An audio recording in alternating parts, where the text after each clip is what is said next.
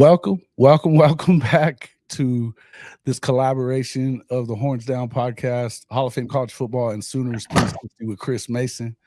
Since Kchris was asleep at the wheel right there, I'll go ahead and introduce the show. Welcome in, everybody. Hope everybody's having a good Sunday. Let's get into this talk about Zac Alley. He has bolted for West Virginia. And that leaves a lot of questions for the Oklahoma Sooners on defense and heading into the 2025 season. Kchris, what say you? There's a fire on the prairie right now. But the good news is that you can put it out, right? Yep. You're just going to have to figure out kind of what is the damage control on the way out, because I don't think that Alley is the last to get up out of here. I know people are begging for JJF to get out of here, and I can't wait for that day. That may be a day where I take half a day off of work and just come home and just literally do whatever it is I want to do to celebrate that victory right there. But with that being said, I'm not going to be a Deborah Downer or anything like that. My mind is already into 2025. To me, look, it is what it is about Alley. Wish he would have stayed. Thought he was good for kind of some of the younger guys and all the rest of that stuff. There were some things that you could – there's a lot of good that came out of it. There was a couple of things that you could say I would have liked that to have been better. Three-man fronts, different things like that at times where it kind of seemed like we were stubborn and we couldn't get out of that. Thought the game plan was great against a Tennessee where that offense is kind of funky anyways with the veer and shoot, and you have the guys to kind of counter that offense as well on defense. But at the same time, when we faced Texas, teams like that who wanted to try to run the ball or whatnot, and we're a great run defense team, I think, you stayed in that a little bit too long. So thing is that, look, it was a great experiment. I thought that it went well. It was one of the ones that BV actually hit on. You thought that you would be able to get him for a couple of years. Obviously, I think people will say, yes, he jumped because Rich Rod and the relationship there that he built with him at Jacksonville State. I think that he jumped seamlessly or seemingly because of job security, wanting to kind of get ahead of the storm, if that is what is to come with BV's tenure here. At OU next after next season is over with, or middle part of next season, whatever you guys want to say.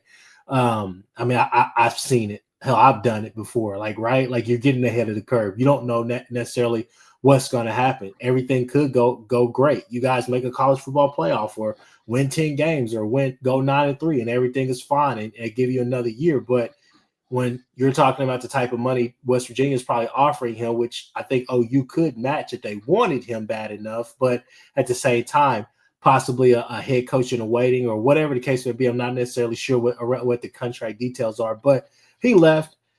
It is what it is. I think Chris Mason can say that, can attest to the fact that you really do like Alley recruiting. Was it really great with him?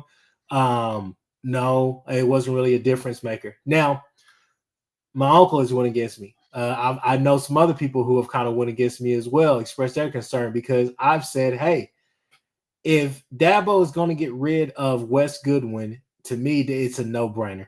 Go get the guy. He's called plays before.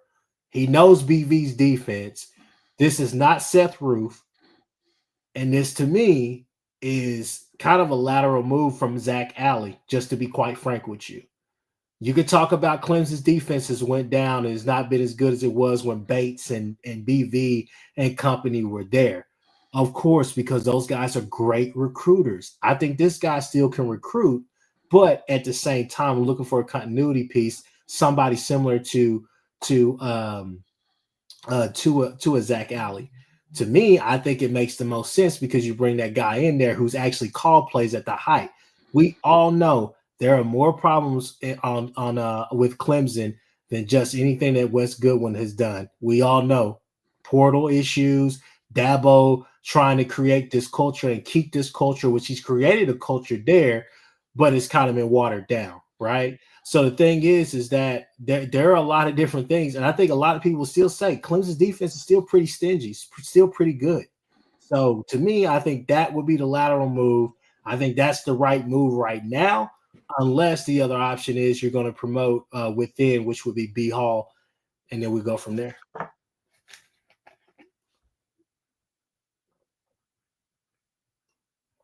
Chris Mason, what say you?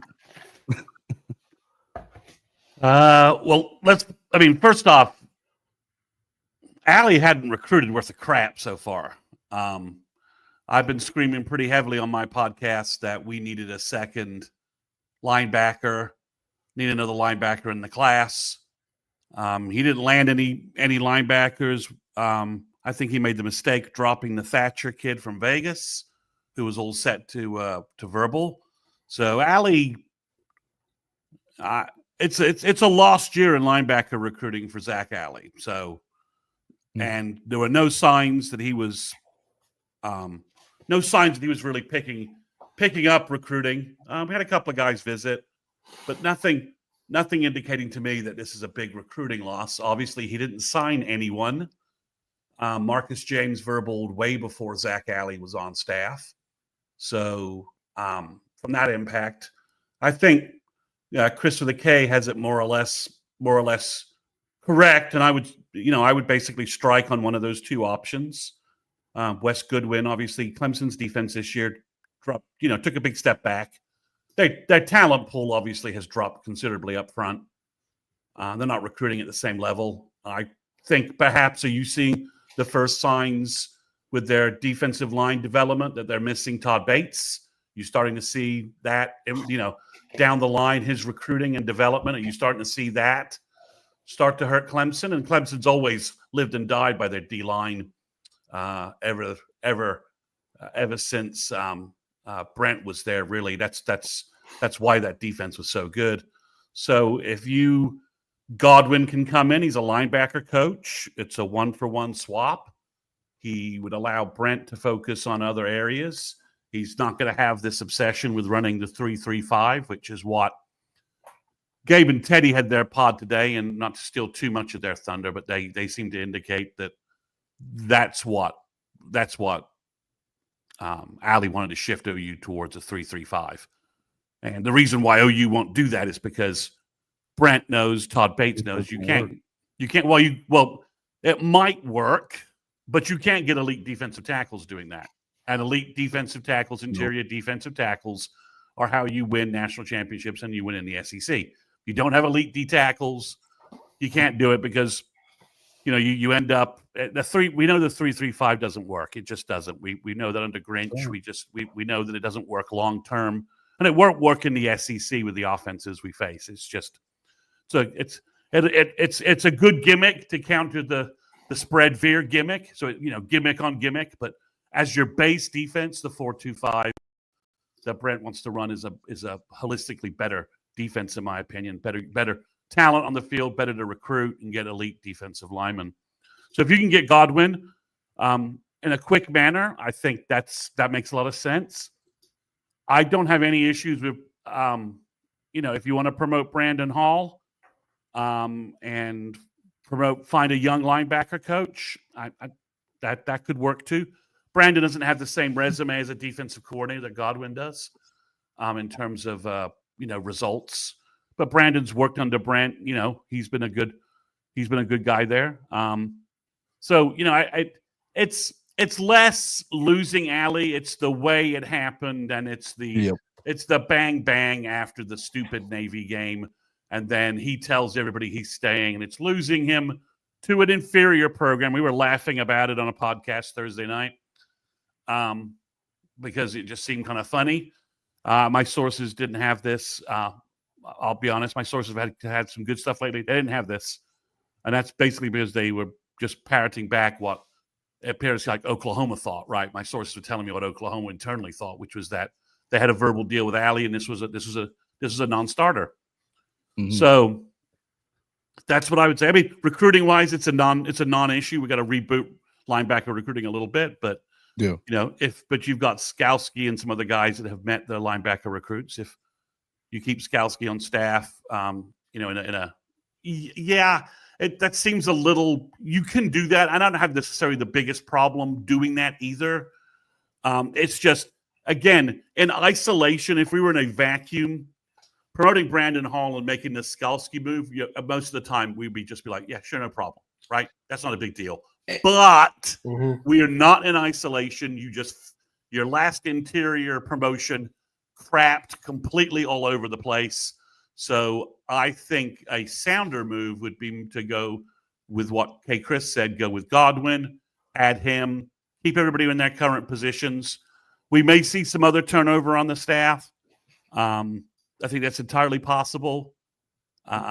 Just, some other people moving around. I mean, Joe John Finley's got to go.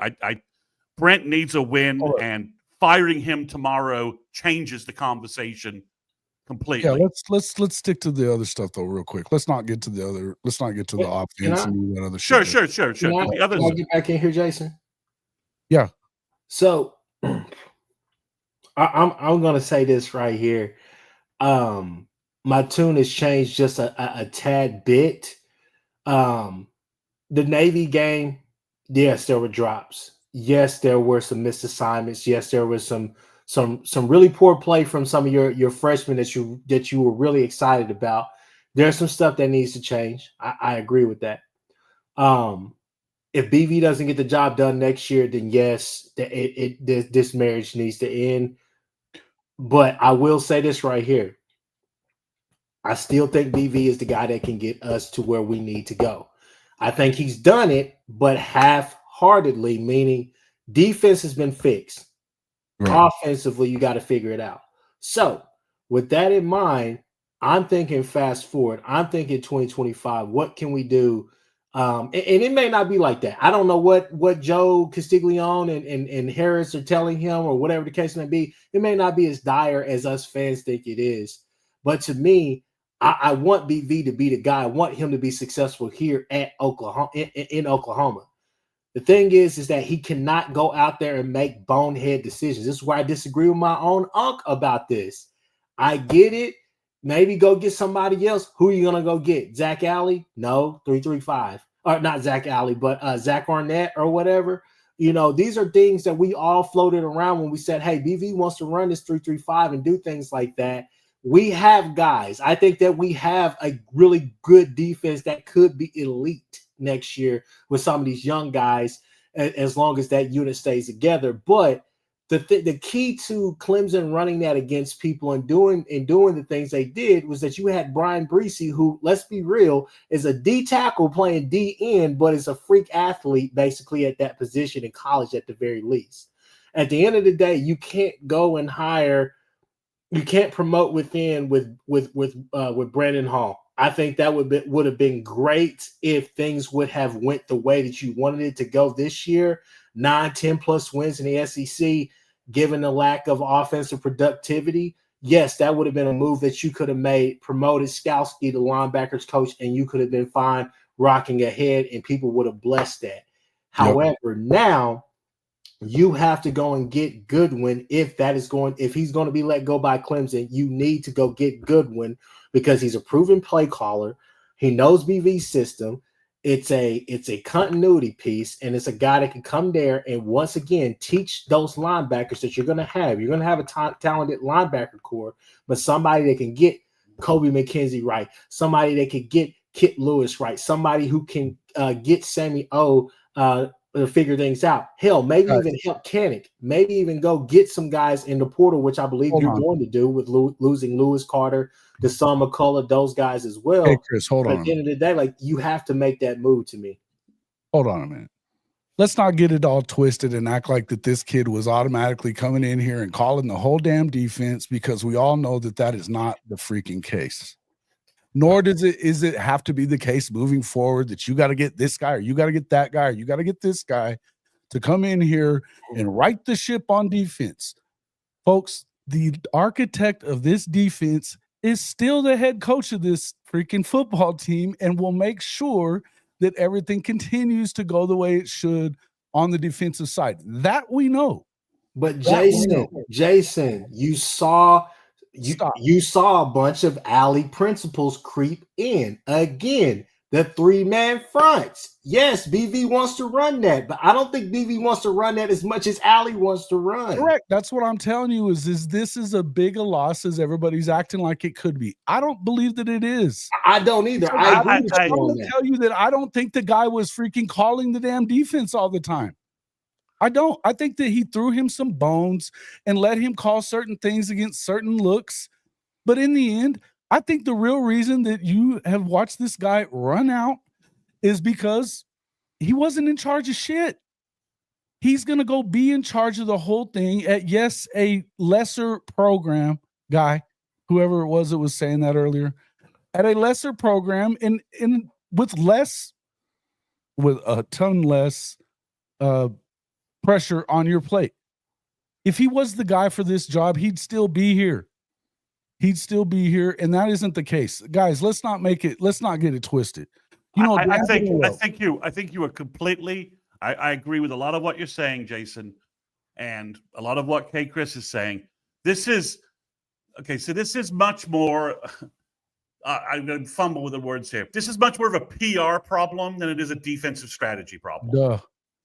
Okay, this is a PR problem. This is an optics problem more than it is a recruiting problem, a talent on the roster problem, or a scheme strategy problem. This would be painted by our opponents in recruiting that, hey, look, Zac Alley left. He knows Brent's getting fired. Brent's getting fired. Why would you go to Oklahoma? This is the problem we have both for portal recruiting in terms of stuff and high school recruiting. This is an optics issue. And there are two optics. There's two ways you fix this. One, the Godwin kid. Go win. Well, you got to go. But you can't play games right now. So you've got to win the PR optics part of this, right? You have to fix this. You have to fix this, and you don't need it lingering around a really long time. If you could, I don't think you have to wait until Goodwin's fired. I think Dabo would be happy to just let him resign and move over to OU quickly if Brent wants to pull the trigger on that. I think that's a simple arrangement. You're going to want to go in a different direction. I'm happy to take Godwin off your hands. I think he'll fit in with what I want to do and be the guy that I want to be. But it's the optics of the situation. It's just like everyone's freaking out over Lewis Carter hitting the portal. Okay, it's an optics issue. It's not really. He's not going to start. He's had a bad year. He hasn't played very well. He's behind Kip. He's mired behind Kip Lewis, who's played so much better than him. Carter?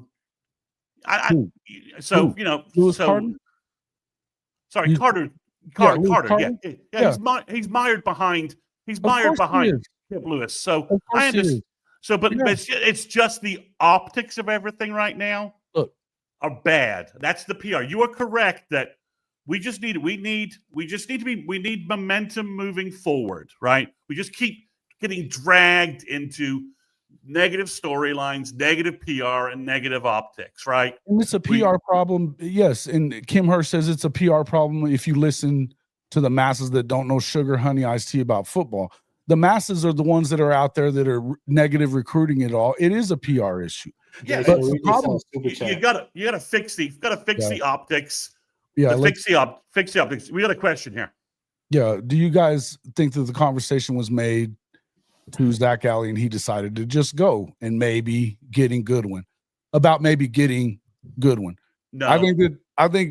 I don't believe that that's necessarily the case. I don't think that that's the way that they were working that conversation. Not whenever Brent Venables wanted to bring him in for a reason. There's a reason why he got rid of Ted Roof.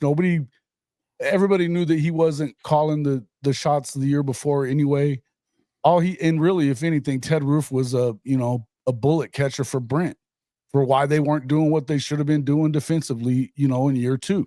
So I don't think that he just fired him just for the shits and giggles of it. I think he wanted to bring Zac Alley in, plain and simple. Now, whether or not why he left, I think the reason that he left is because he's not calling the plays. He's not in charge of it the way that he wanted to. He wanted more power to do the things that he wanted to do, like run the 3-3-5 that we all know isn't going to work in the SEC. He's a young kid. He's going to have to learn some of those things. And if look, if you've got a guy like, you've got Rich Rod over there at West Virginia back there saying, yes, you're the guy we need. We're going to toss a shit ton of money at you, and we're going to make you assistant head coach, and you have an opportunity to move up. Maybe he's coaching waiting, whatever. Of course, that's why he left. And who cares? In the end, I don't believe for 1 second that you're going to have a huge drop off now on your defense because Brent Venables is running this shit. No matter who you get, whether it's Goodwin that comes in or Jim Leonard, I'm seeing in here, Pete Carroll, Bob Stoops, none of this shit matters. Go ahead. Well, you can't hire a dead guy. I mean, other than that, I get it. But who's the dead guy? Jimmy, just joking about Pete Carroll's 70. We can't hire someone who's man. Pete Carroll's got more freaking energy than all of us. That's probably true. I agree with you. This is an optics situation. Brent just needs to start forward momentum to 2025, right? We just need to start moving forward and stop having the narrative be all about what just happened, right? Let's just start moving forward, making decisions to move forward. There's some staffing decisions that will help that. We could lose some other staff just because of some staff turnover stuff. It's year 3. Some folks might be looking for the 3-year contract was a big part of this, right? Because OU wasn't giving Alley another year, right? You're not adding another year to his contract. So the 3-year contract was part of it. But I do think just playing, well, as you said, the 3-3-5 stuff, being his own guy, it was a good. He was better than Roof, but was he Todd Bates good? Brandon Hall good from checking all the boxes we need? No, he wasn't. So if you can get Goodwin or someone like him who wants to come in, I think that makes sense. But Brent needs to understand, the one thing Brent doesn't seem to understand is the timing and the optics that are crumbling around him a little bit, right? And he's left some hanging things, which he should have just taken care of in December. And now he's got more hanging things moving into the new year. Okay. All I'm hearing is denial. Get a real head coach. Look, believe this, one thing I'll say, South Texas, Mr. Texas guy, if Brent's not the real guy, if he's not the guy, we're going to know this real soon. There's no way to hide. There's no way to hide on this schedule coming. Texas, absolutely. Unlike Texas, Oklahoma plays the toughest schedule in the freaking country next season. Period. And that's the reason why I've said, look, here's your 100% exam, right? You have you're going to learn 70%. You're going to learn 70% on that first test, right, against Michigan, second game of the season. Then that midterm is going to give you about 10% of the total points that you need to pass this class, to pass this season, right? Then you're going to learn against Auburn. Then you're going to come back. You beat Kent State. I believe you beat Kent State. Then after that, then you'll learn the last 20% that you need to really pass the season. And when you'll learn about your team when you play Texas. So those are the 3 games on the schedule that I'm looking at.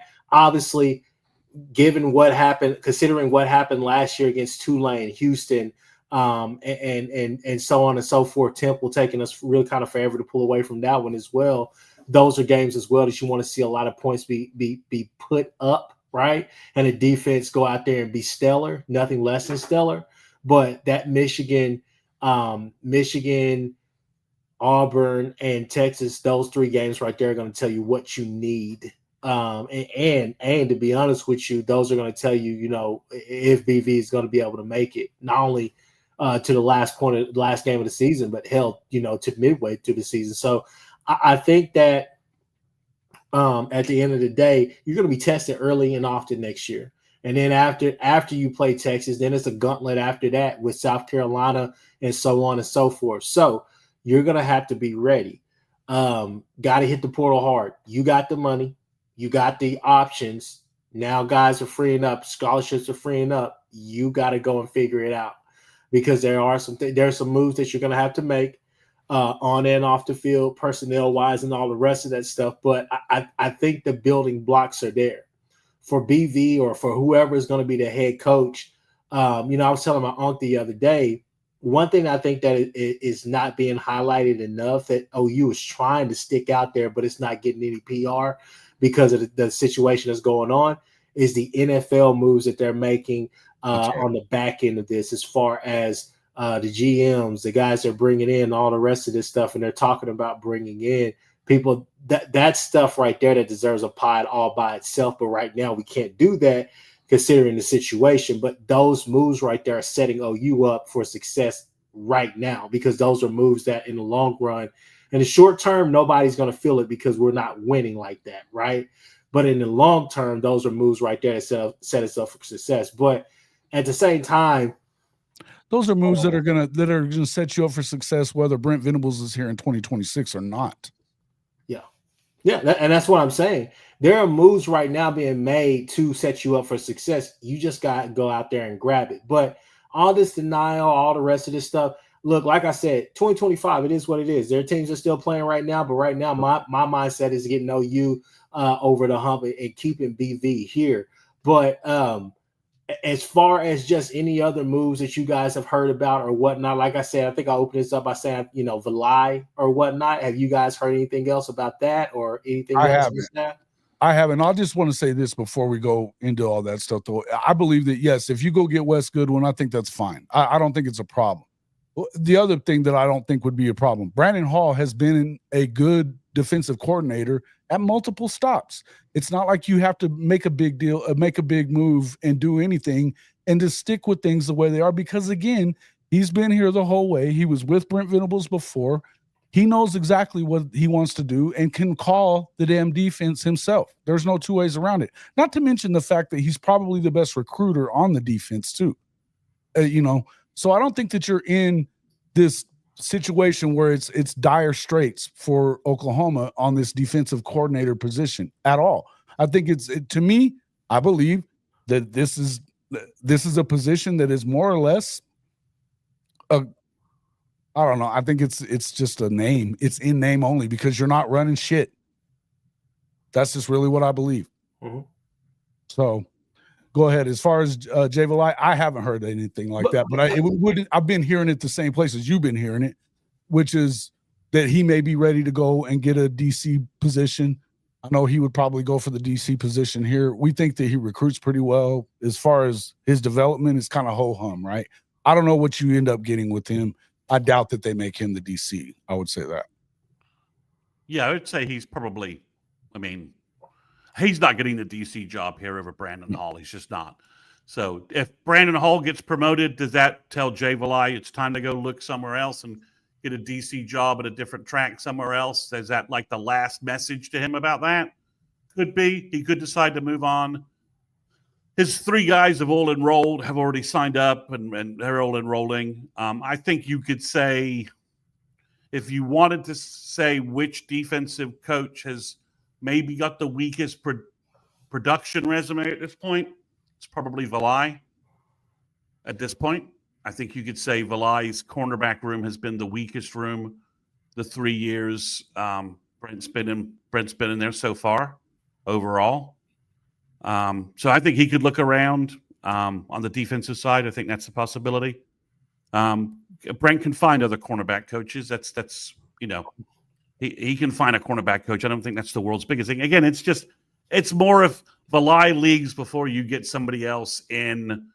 It's the stupid meme video of the rats in Titanic running down the hallway avoiding the water. It's that crap that. It's that crap that we need to, that we just need to move forward, right? Just start moving forward.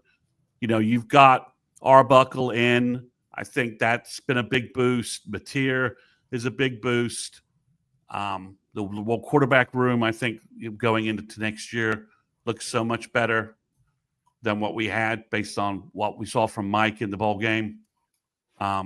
The guys coming in, the guys they brought in comparison to a possible, room that we were looking at before. So I think, he needs to change the narrative and the storyline away from what's been going on. I think the portal stuff is a pretty big red herring right now. I think a lot of people are swapping out mediocre players. A lot of guys who have 5-star ratings or high 4-star ratings who've done nothing in college. And teams are paying big money for them, and they've got no production, no actual production. You grab the best player in the portal at the number one position, you need it on your roster. Does that, and I like the 2 offensive linemen. I like 2 out of the 3 wide receivers. The tight ends, I don't even really want to get into the morass that is the tight end position. But they picked up 2 depth bodies. That's kind of how I'm looking at that. And we need a new tight end coach to set a new vision for that position to get things moving in the right direction at tight end. You've got some bodies to work with now. One's a 5th-year senior, so he's at least a veteran. These guys both have played tight end. They're not guys who just moved to tight end from another position. So they're tight ends. They know how to play the position. Right. So but I think this is where Brent needs to understand how quickly the optics and the quicksand is around him. And this is where he's not moving quickly enough. Not about the DC thing. That just happened yesterday, okay?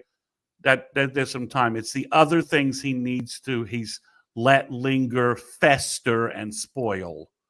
That's hurting him, and he needs to start being a little more politically aware. He's coaching for his job, and that includes winning the games in the fall, but he needs to win the offseason optically and from a PR standpoint, and he's not. He's been losing it. Right. He got Buckle, he got Mateer, bumps both there, right? But then he needed to have followed that up with some other things going on in terms of his staff. Again, the Navy game, he lost that game. His players did enough to get him through, but I think it was his worst game. It was a Cristobal-like game management performance from him. And that's not a compliment again. So I think he's not optically noticing. I don't think he's aware of the optics around him enough. I think he's a little too nice, and I think he needs to be a little more cold-blooded and be aware he's coaching for his job.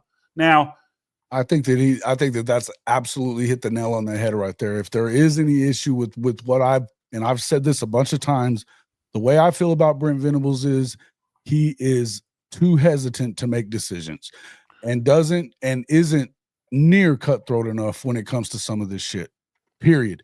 As far as, that you can go all the way back to when he got here and made a promise to Dabo Swinney that he wouldn't poach players or coaches or anybody else. Fuck all that. Go win yourself and do not worry about who it pisses off, because it doesn't matter who it pisses off. Your job. Dabo's not going to stop him from getting fired. I'm aware. You're right. The point is that we need to be out there getting and being aggressive and doing the things that needs to be done.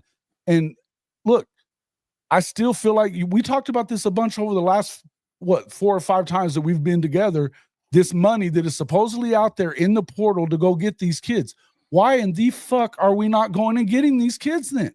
Jason, I think you that's the thing. That's the tricky part about the portal. Yes, you see LSU and all these people take every single guy out of the portal, and then I'm not saying every guy. I'm saying that guy, the one good one. I get it, but the thing is that a lot of those guys, you could go and take KC Concepcion, and then and I know he didn't have the best year at Tennessee, then the Squirrel Whites, and then all of a sudden Ryan Williams jumps into the portal and Jeremiah Smith jumps into the portal, and then you're not knocking on those footsteps because you've already taken guys and you're sitting there telling them because it's still a balance, it's still recruiting.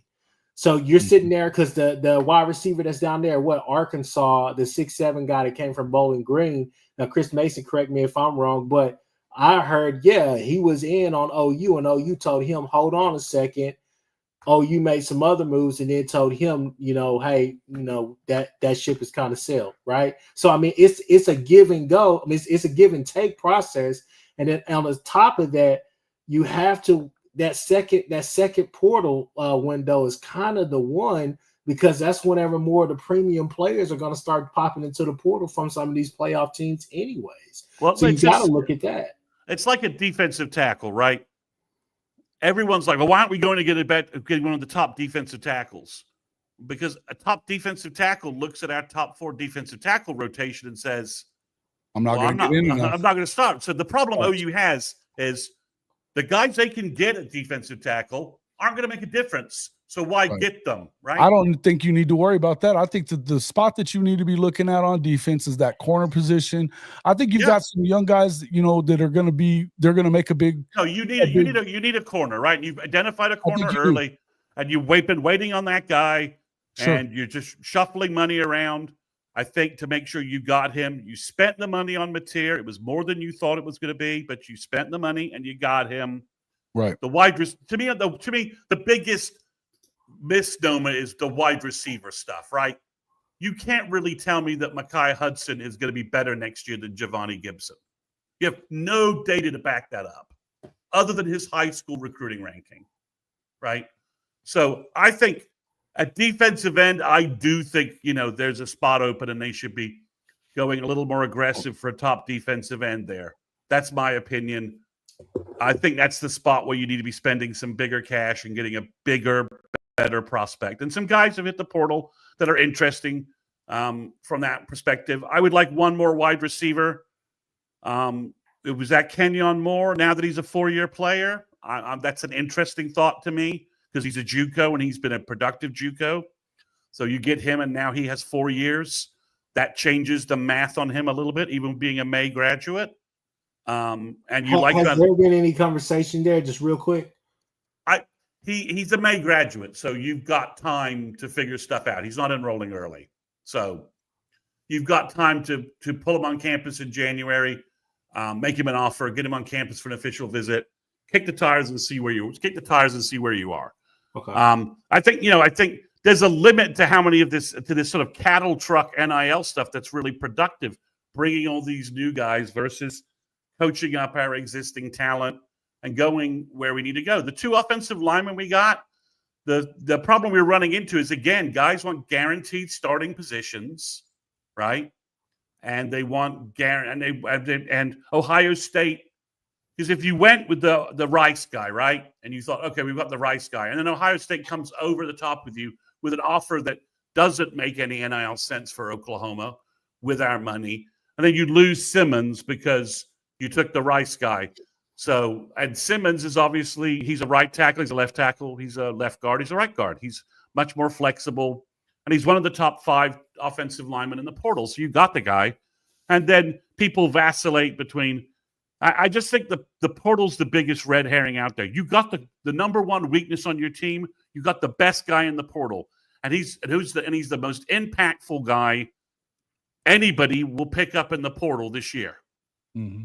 I mean, he literally, if he can play 12 games, he's the most impactful guy in the portal. And he's the number 1 guy in the portal by all down. So I think to me, everyone's like, oh, we need a bigger, better portal class. I'm like, okay, well, where are you playing them? A cornerback, yes. Defensive end, yes.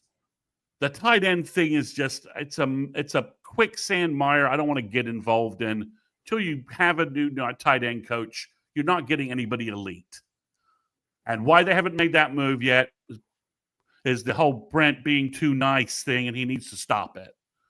So, to me, that's where we are. You have NIL money. They're trying to apply, NFL principles, free agency-wise, to NIL. It's the first year they've done it. You got to let the process work and see if you're spending your money right and doing everything. Everyone's like, now, if we had signed everybody that our fan base, like, go get that guy, we'd have 30 NIL additions, 12 wide receivers, yep. And you just can't work that way. Did they lose some guys? To me, it's just like the best wide receiver in the college football playoff right now, other than Jeremiah Smith, is the Oregon guy who came from Troy State. So why is the Oregon guy from Troy State? Why can't Javonte Gibson do exactly what the Taz guy from Oregon's doing? Why can't he blow up and be just as good? No one can answer that to me. And you got Mekhi Hudson, and and then you said, well, Craver, A&M counting their class. Okay, well, Craver's good. Is he as good as Sategna? That's a push. Micah Hudson is a 5-star diva who's done jack crap. And did you see what he was demanding? And again, what he's demanding again, and to me, we need one of the portal. Going to be fine. They got the guy they needed at receiver. We need one of the portal guys to hit, right? Mm-hmm. We need one of the newcomers to hit, right? We need one of the freshmen that we just saw had mixed results in the Navy game, but to be honest, that's the best effort they've put out all year. From the 3 freshmen. Sandy Green, we have 26 players in the portal. How many of those players do you think were told to go get into the portal because they were going to go and first you have to get your numbers down to the right place, and second, because they knew that they were going to have to go spend money on immediate impact guys. There's maybe 3 or 4 of those dudes that they didn't want to see leave. Maybe 3 or 4 of those guys. Lewis Carter. Yeah. Who they'd rather keep because it's linebacker depth. Why not? He's a stud. And we've picked up big time assets in the spring portal too, after spring, which is still going to go on, where we have a chance to review what's gone on. If Burks and Gibson are healthy, we need 2 other guys to really click. One from the freshmen, and not even have to be number 1. One from the portal. Yep. If those 2 guys are ready to go, they both have proven it. And we've done a pretty good job with both of our major portal wide receiver assets the last 2 years. They've just been hurt. Andrell Anthony has a 1,000-yard season in 23. Burks, if he was healthy all this year, he's posts 1,000 yards. Mm-hmm. These are fact. These are just you can just if you don't believe that, then you're just not watching football the way the way I've watched football the last 2 years. The sky is falling stuff. It's been falling. And look, I get it. It's been bad. It's been shitty. Bad. This has been a shit show of a season, and everybody knows that it has been. But the shit show has not been on the defensive side of the ball. So this immediate freak out is not understood. I can't understand it because is Zac Alley, Jaden Jackson, and David Stone? He is not. And Holton and Dominic Williams? He is not. No, he isn't. And he's not those safeties that you got back there. He's not the guys that you got coming in, and Malik Hawkins. You've got who's the guy that didn't really get a lot of time this year? He's not Newcomb's kid. Yeah, Bobby Newcomb's kid's another one that they're expecting things from. Look, the bottom line is that they have raised the floor significantly on the defensive side of the ball over the last 3 years. They have. Yeah. So it's you have to expect they're going to continue to, at the very worst, they should be right about what they are next year, what they were this year on that side, which means that you need to continue working towards being better on offense, being serviceable on offense, and let's see how it goes. And to do that, defense, shit. To do that, you went out and got the best quarterback in the portal by a clear margin,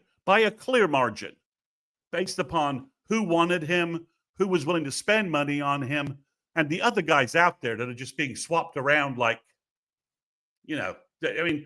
pieces. I mean, I like Michael Van Buren. He doesn't have Mateer's resume. I like the Criminal kid from FSU. I love his resume. I love what he has, but he doesn't have Mateer's resume. He just doesn't. And then you've got Mateer's being plugged into the system with his offensive coordinator. So the adoption curve for the new offense has just been cut like in half. You've got Arbuckle running a scheme that works with Bill, works with Emmett Jones. Yep. If DeMarco's leaving. We can find running back coaches. Okay, it's whatever. We'll have to see the portal impact before you can make a decision on how big a hit that is. But DeMarco wants to move on to the pros. Okay, so be it. But overall, you can get a running back coach in. You can find running back coaches. The one I want won't come because he's in Austin. But other than that, overall, I just think, again, we're not saying things aren't bad. We're not saying things aren't very, very bad. Okay. But I'm not saying anything's not bad on offense. I've said it hasn't. We're not saying anything's bad. Now,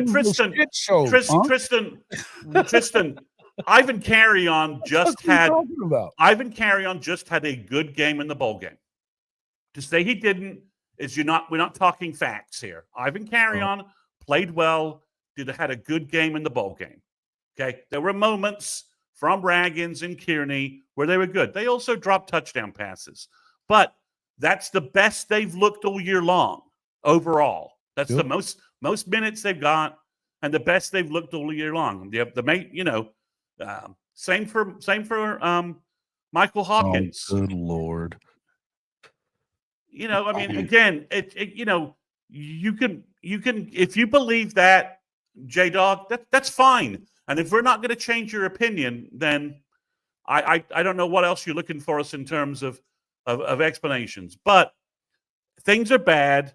Things were bad, not very good.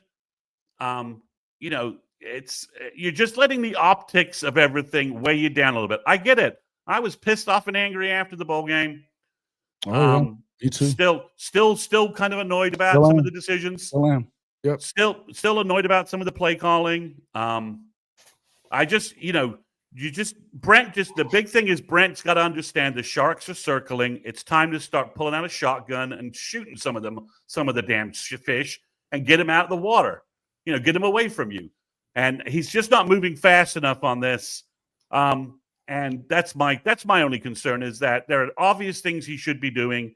He can reach to flip the narrative and get people positive again, and he's not doing it. Throw that latest one up for J-Dog Sooner fan for me, Chris. Please. Do you think it doesn't start at the top? What do you think is the overall problem with two losing seasons out of 3 years?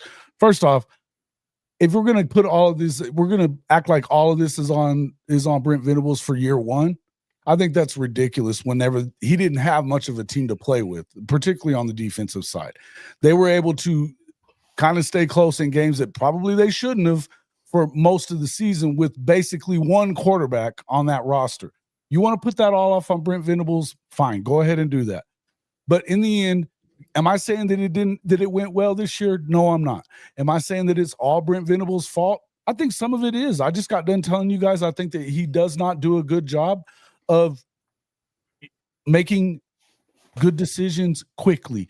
And I want to see him be more decisive about a lot of things. I really do. As far as, there's a lot of things that with clock stuff, all the shit with the clock stuff, I'm sick and tired of seeing. There's no two ways around it. Year 4, I think that it's pretty clear that he's either going to get it all or he's not. Because you're either going to go out there against the toughest schedule possible in the freaking SEC and get this thing done, or they're going to fire your ass. Yeah, we either improve on offense. Yeah. Right? And improve it, which means we're improved on the offensive line. We're improved at wide receiver. We have a quarterback making plays and playmaking. Or not. I mean, because if the offense sucks again, we're going to go. This schedule has, you lose to Michigan and, just to Kchris's point, everything's off the rails, which is why if I was Josie, I'd buy out of that game. We don't need it. Our schedule's so tough. It doesn't serve any purpose for us whatsoever. Or Michigan. Michigan doesn't need it either. So the schedule allows nothing. Again, after Texas, Brent's either Reese has showed everything for everybody to say, okay, all right, we've stabilized stuff, right? Or he may walk out of the Cotton Bowl and he has coached his last game. Jason, read this super chat. Arbuckle was frustrated about the play calling. I think that was clear. I think Who wasn't? And even that last play call, the people that want to bitch about going for 2, why would you even do that? I ain't got a problem with going for 2. I got a problem with the play call that they had going for 2. Why would you stick a mobile quarterback into the pocket when he can roll out and have multiple options on how to get it across the line? I think it's a stupid ass play call, and I think that's just more and more of the whole deal with Joe John Finley. And I'll ask you, Chris Mason, is he still gone? Because everybody here is still saying, oh, he's still going to be here. I don't believe that. Not for a damn second. If let's just put it this way. If Joe John Finley is drawing an OU paycheck February 1st, Bill. Brent has sealed his fate as a head coach. No point. No point. Brent obviously has no clue about the optics, PR, and circumstances around his football team. And everyone's right. Yeah, he's just going to fail. He's going to fail. Right? Defensive end coach, golly, dude. I mean, it was, I don't have a problem going for the 2-point play. I mean, I kind of do, but that's a whole, that's a 50-50 thing. You're focusing on the trees rather than the forest, if that's what you're really bent out of shape about. I have a problem with the play call, as you did. I have a problem with you don't have a great play call ready when you're driving the field.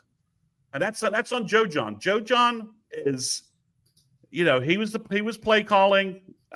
Let's just be real about Joe John. Joe John is calling a base install of what you would consider what Levy was running, and it's bad because it doesn't have. We don't have the wide receivers to do it. Well, no, I mean the thing is not only that, but you're not even running the core principles right as far as like some of the bubble screens, different actions like that, slants. Sure.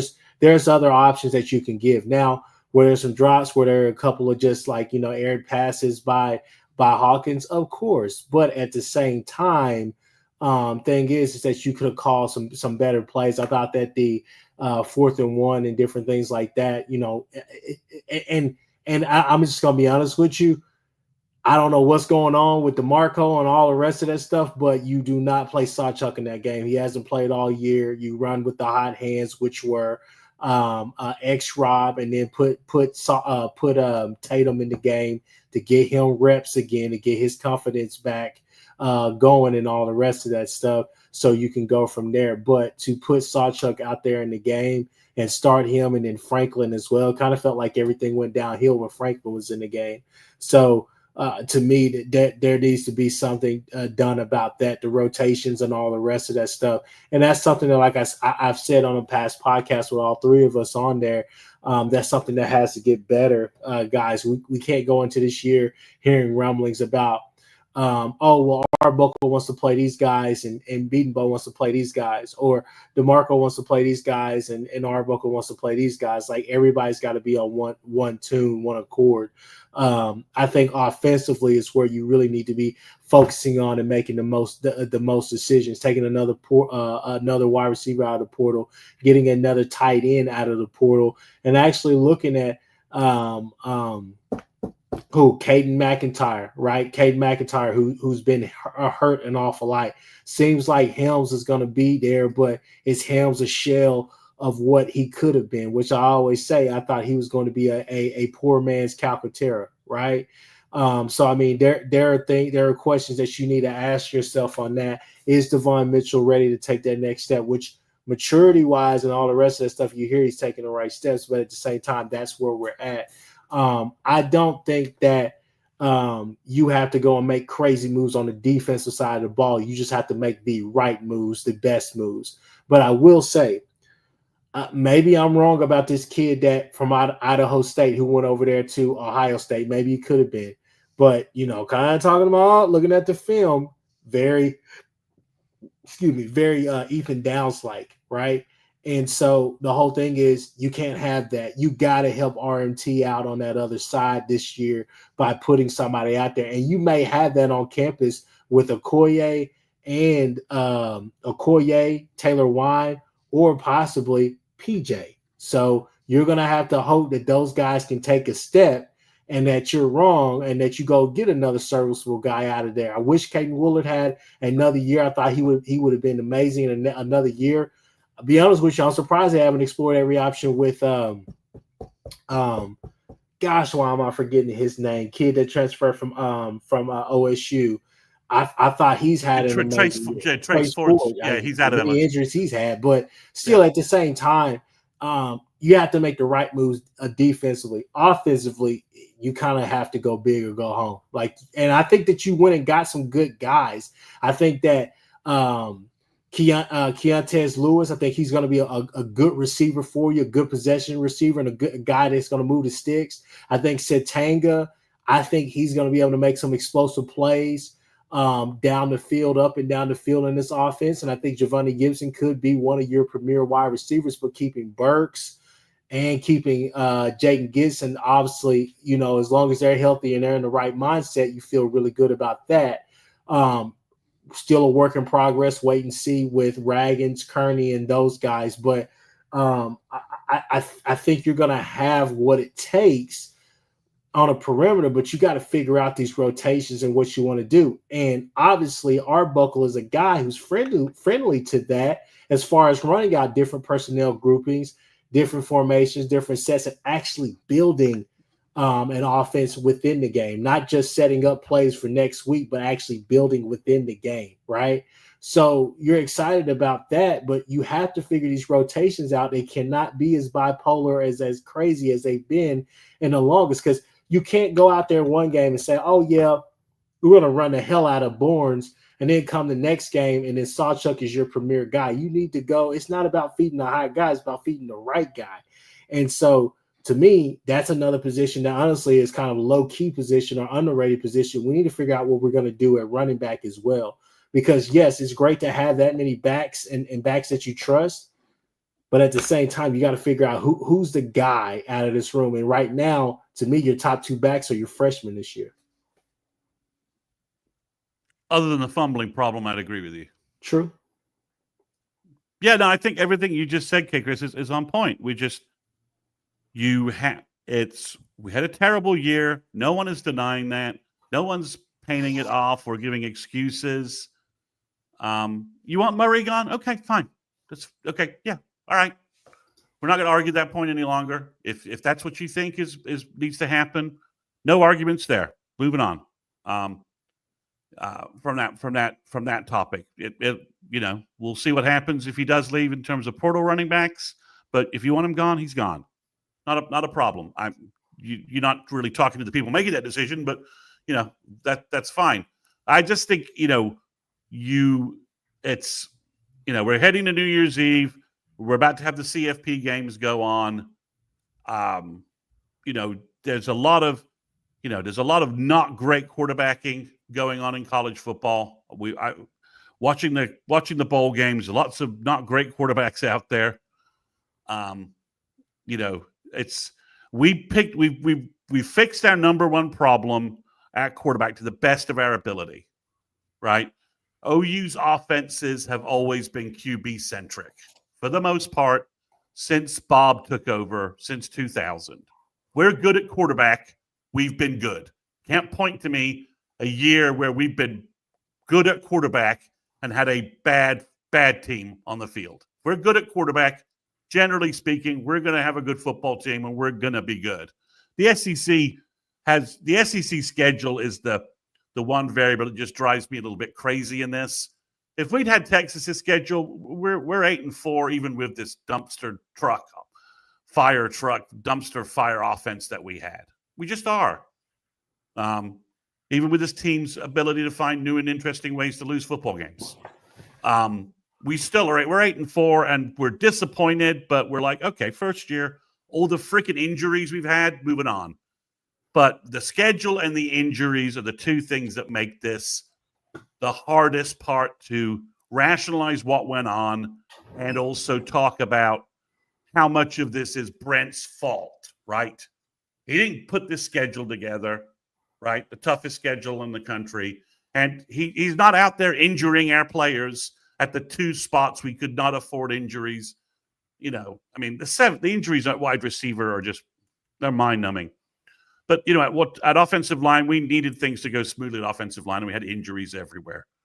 Again, Topher B, we're not disagreeing with any of those points. You're completely right.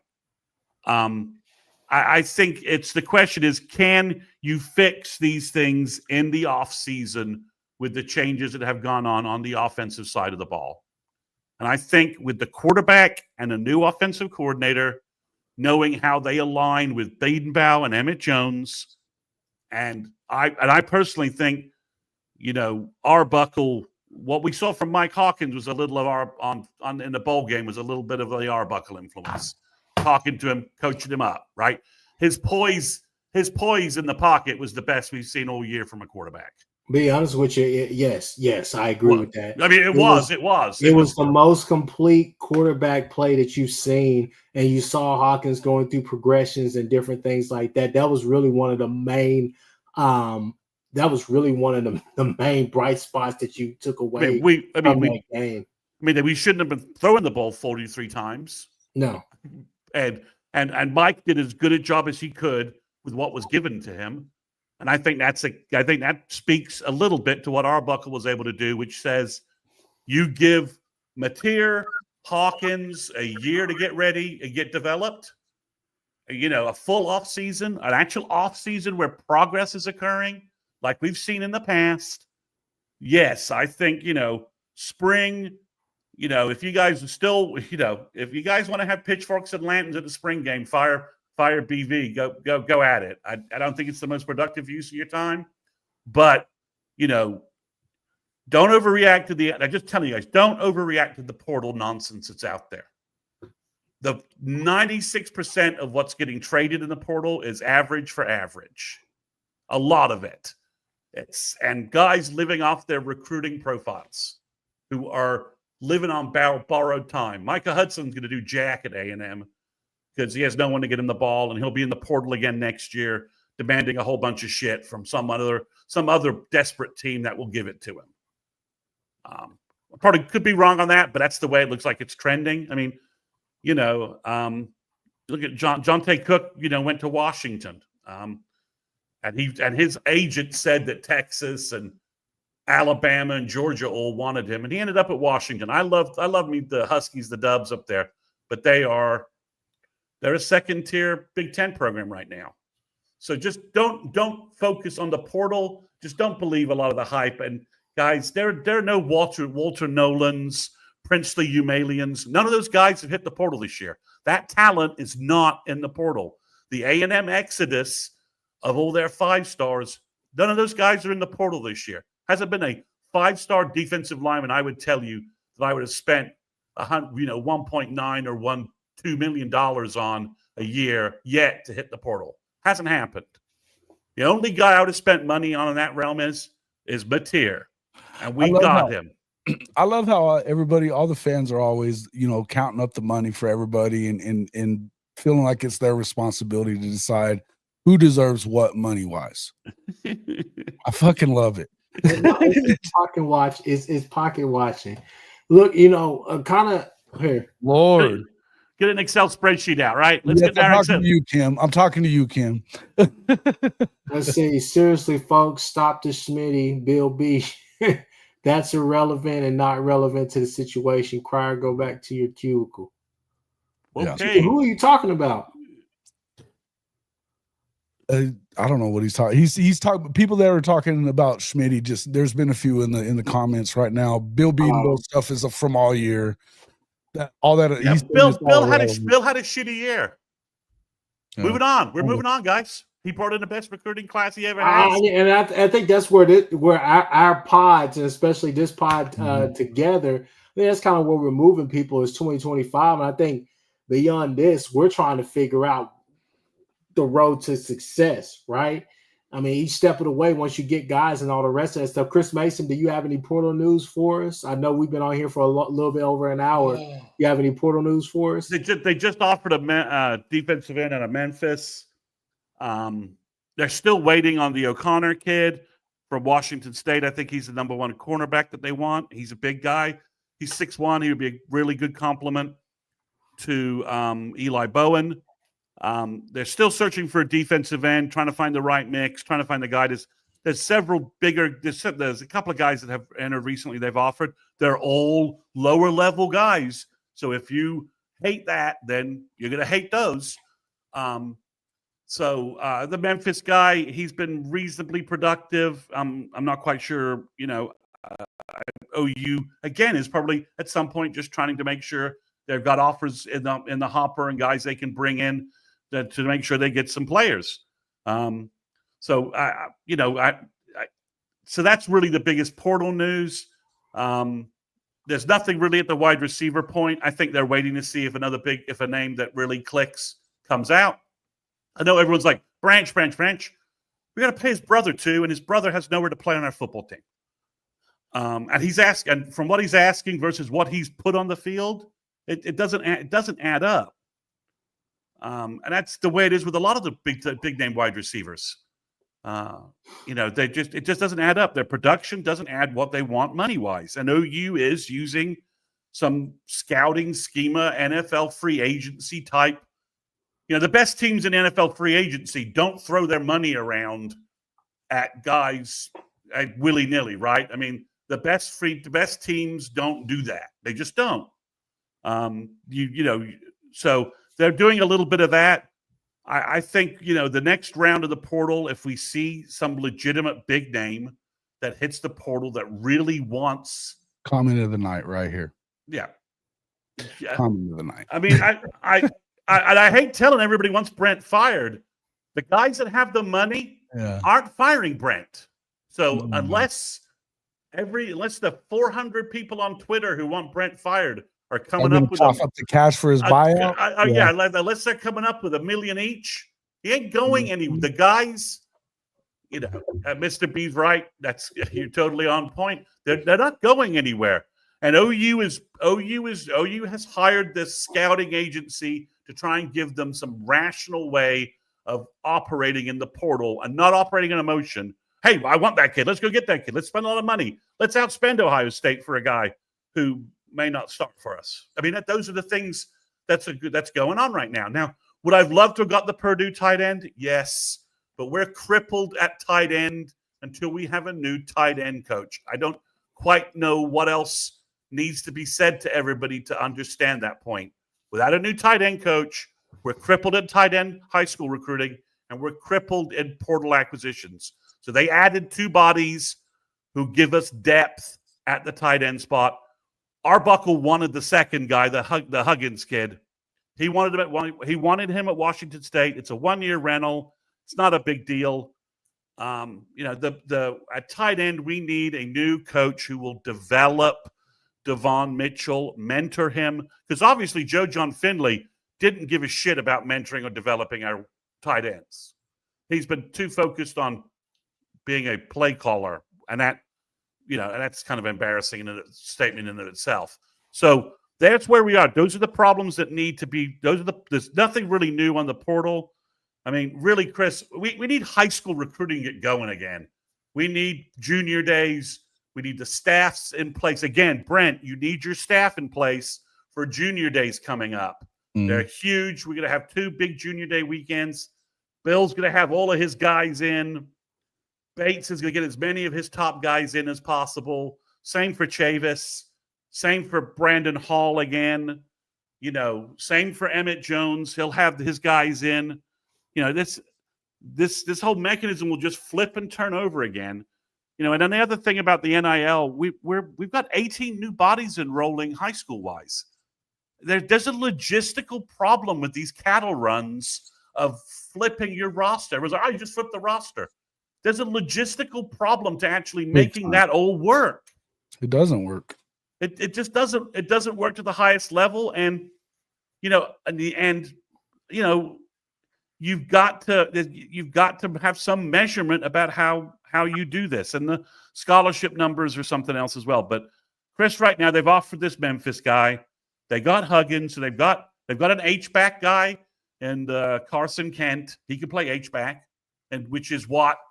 So if Arbuckle wants to go at basically 12 personnel, play a tight end and like an H, and flex that, tight end and H-back, and the 2 guys we picked up, he can do that.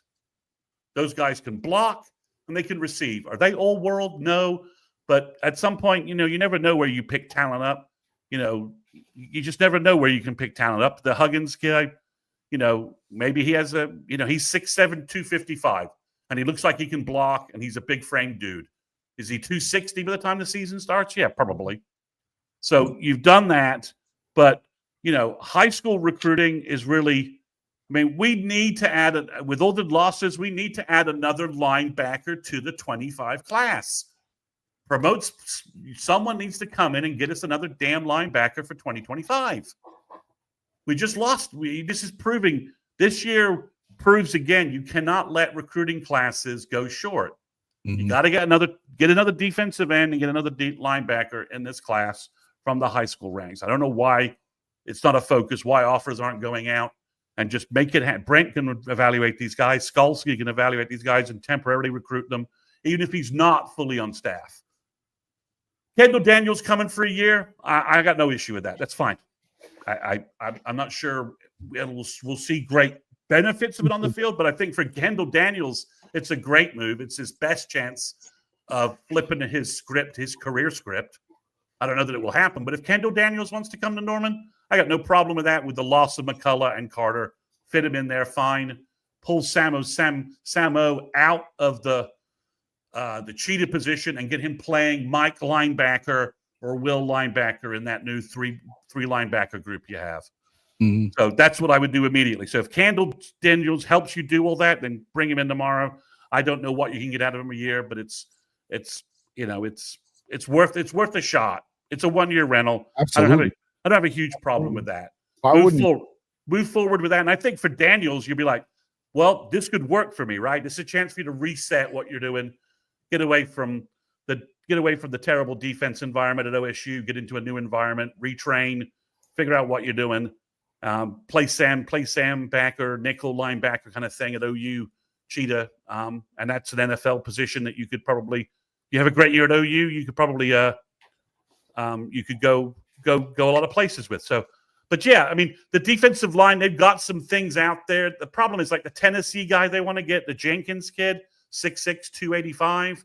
He could play big defensive end, and you could move him inside to 3 technique as well to make your pass rush defensive tackle look. The problem is everybody else wants him, and is he really good enough to unseat David Stone and Jaden Jackson next year? And that's the baseline you've got to have. I'm not sure there's anybody hitting the portal that is worth putting a lot of money that you think is going to unseat the freshman All-American defensive tackle in the country, Jaden Jackson, and David Stone, who is rapidly looking like he'll be Gerald McCoy by the time his second year is over. I mean, tell me who in the portal is better than those guys? Nobody. Haven't seen a single name. So I think you just have to add, just for the numbers' sake. But the problem is finding a guy because you have Trent Wilson coming in. Mm-hmm. If Marcus Strong returns and has a good development year under Bates, he's a big body. You're at like 6 or 7 defensive tackles already. What does this guy bring in, and where does he fit? But there's some names they're looking at. The Tennessee guy, I'd love to add, but is he willing to share time with the other guys? Because he's transferring away from Tennessee because he's been sharing time with a bunch of guys. So that's the problem with him. There's a Utah guy they're looking at. Again, I think he probably fits well. He's maybe more of a big nose guard. So is that the position you need to fill in? I think with Trent Wilson coming in, yeah, I might kind of like that. So they're still kicking the tires at defensive tackle. They're definitely looking at a bunch of defensive ends.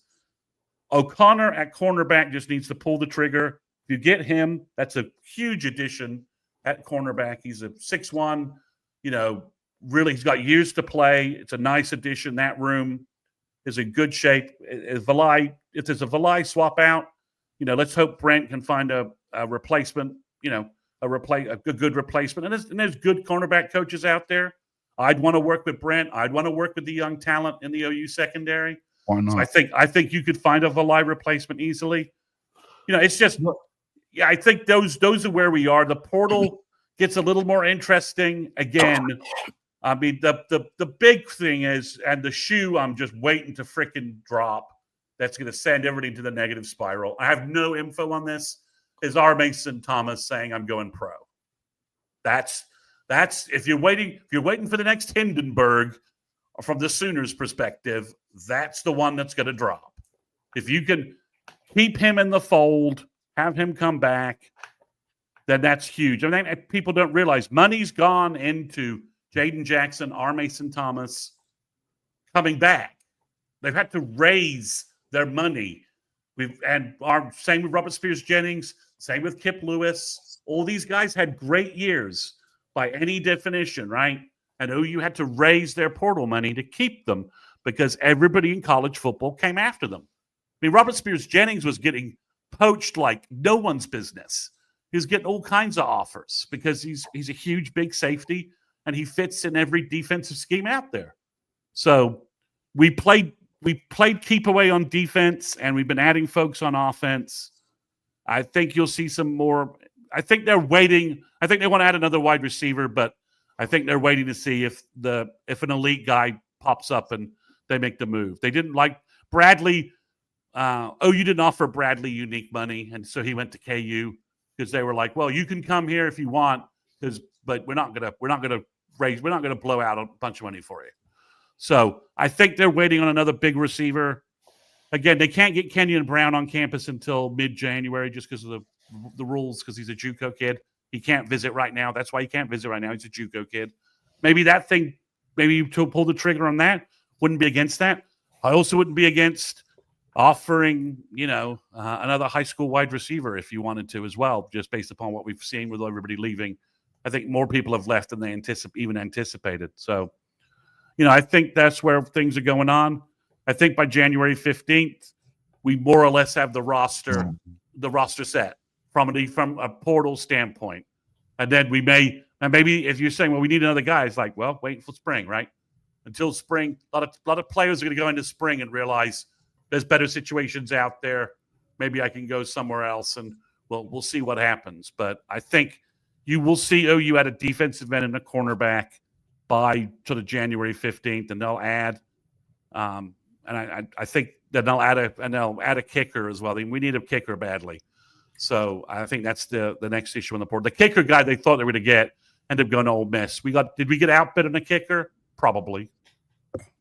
Jason, I was just going to say, Jason, you have anything to add to all of this? All this stuff that's in here about RMT and whatever. I'm not seeing any of this stuff that you guys are talking about in here. No, I'm not saying I see anything. G-Baby, even I ain't even seen that. So we'll see. No. Could you see G-Baby going? Yeah, probably, because he's not going to get a whole lot of time.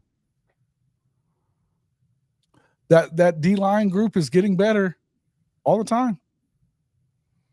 Yeah, I mean, I think so much of I don't think Halton's going anywhere. I mean, R. Mason. I don't think he's probably. Yeah. I mean, he's improved year over year. He'll be better next year, and I think the question of R. Mason. My thing on that is, do you get R. Mason to?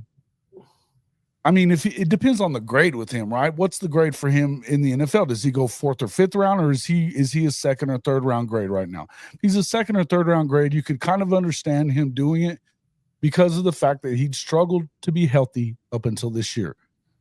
If there's an opportunity to get out of here, you looked as good as you did, and you don't have to worry about getting hurt again, maybe you go ahead and do that. But if you're a 4th or 5th rounder, I think you have to wait it out. No, I think you have to wait it out. And the issue, if I'm R. Mason Thomas's best advisors, not his agents telling him whatever he wants to hear. Sure. Let's hope. I'm telling him it's a great pass rushing draft. You'll tumble. Whoever's telling you you're a top 100 pick, you're going to end up 130, 140, and that's a lot of money, and that puts you in jeopardy about making teams and stuff like that. Look, Nick Benito should have come back to Norman, and he's playing great with the Broncos right now. But he has been, this Broncos year he's having they're stealing money from him. Yeah, they are. I mean, he's gonna make him pay. If he's about to get paid big time, but he should have been a 2nd round, late 1st round pick if he'd come back. And Brent's defense put up 13, 14 sacks on that defensive line, and he would have been some of that money though. But some of that money we were talking about, the extra, they're going to throw that money at R. Mason Thomas. There's no. They are. They're not going to. So now they can bridge the gap there, right? Like Facts. If we'd been ready NIL wise in 2022. For the 2022 season, we would have brought back Isaiah Thomas, Brian Asamoah, Jalen Redmond, and Nick Benito, and our freaking defense would have looked fundamentally different. But we weren't ready then. We were just too slow to react.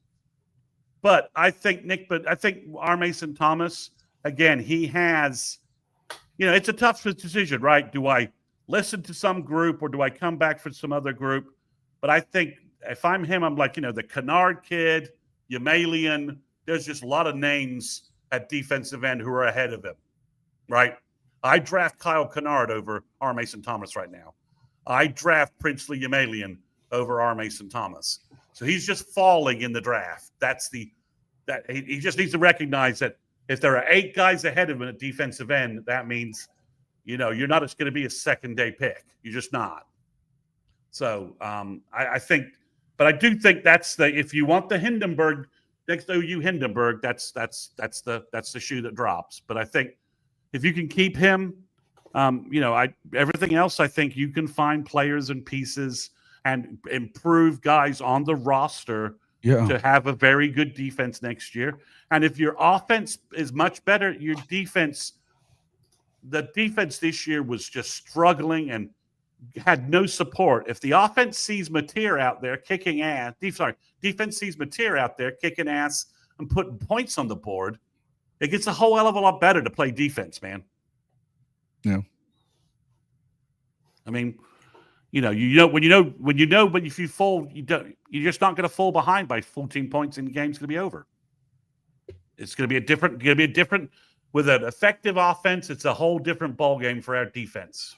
Doesn't have to be as good as this year. They can be really good with a much better offense, and the sum of those two pieces, the better offense will make the defense look so much better overall. Well, guys, we've been on here for 1 hour and 22 minutes. Yep. It's around that time. Got work in the morning, so I need to start heading that way. People, look, we are not done with this by any means. Hopefully, we'll be back this week. I know the playoff games and all the rest of it on. So if you need a little break from that, need a little break from all the other little fluff or any of this stuff that's going on this week, definitely come and hit us up. Happy New Year's. Hopefully, you guys had a good Christmas. It's going to be New Year's this year, so we'll figure out which time to get on to talk more OU stuff. So hopefully some news comes out and it's good news instead of negative news. But it is what it is with this season. It is what it is with this bowl game. Got to move on to 2025, people.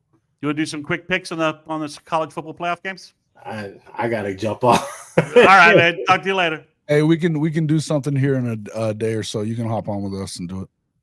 Okay, great. All right, brother. All right, people. Have a good one.